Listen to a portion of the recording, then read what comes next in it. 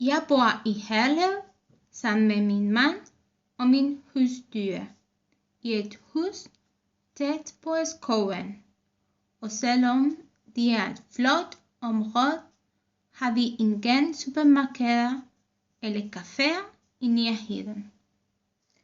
Vi har en flot lille have, som vi bruger meget, specielt om sommeren. Dette er stuen. Det er meget luminøs. Her ser vi fjernsynet, og vi spiser os, og her sover vores husdyr. Vi har 2 soveværelser.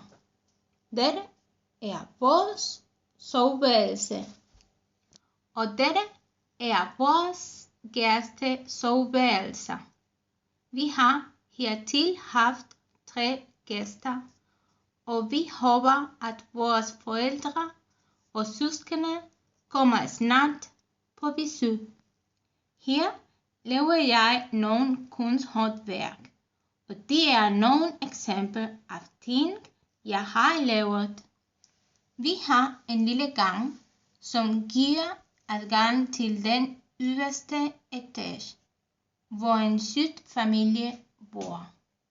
Ydermere har vi en lille køkken og badeværelse. Vi er meget glade for at bo i vores område, men det tager langt at komme ind i byen, fordi vi skal tage både bussen og toget.